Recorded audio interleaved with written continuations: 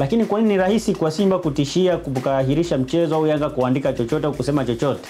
Ni kwa sababu kwenye kauli ambayo amezungumza Steven Mguto ya kwamba hata serikali inazitazama hizi timu kwa sababu zina mashabiki wengi.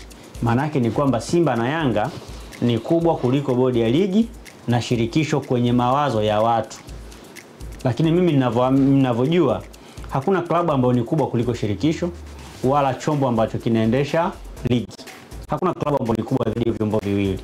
Lakini kwenye mitazamo ya viongozi wa bodi ya ligi ni kwamba hizi timu ni kubwa kuliko wao walioko pale, na ndio maana sometimes inakuwa shida kufanya nini maamuzi, na ndio maana wanawaza mpaka serikali.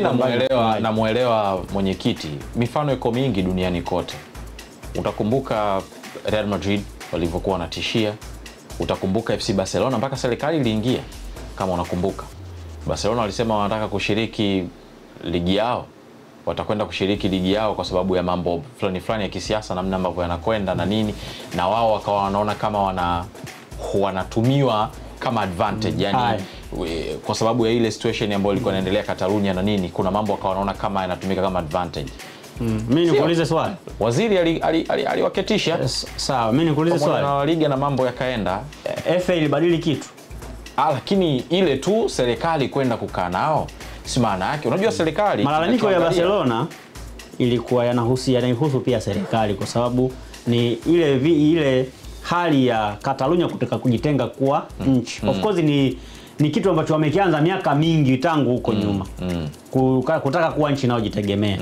Kitu ambacho kwa Barcelona wao wanaamini kwamba ile ilikuwa inawavuruga kwa namna moja ama nyingine, lakini pia wapo watu walikuwa wanaitumia Barcelona kama sehemu ya kutangaza ya kufanya hizo kampeni.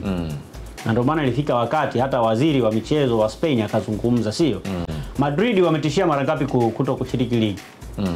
Lakini FA haijawahi kudili nao. Yaani wao wataandika tu maandiko yao, tutatishia kunini, sio kujiondoa kwenye ligi na nini. Mwisho wa siku hakuna kinachobadilika. Wanabaki kwenye msingi. Madrid walilalamikia muamuzi. Sio kwenye issue ya kwamba wanapendelea waamuzi wanawaonea, si ndio? Lakini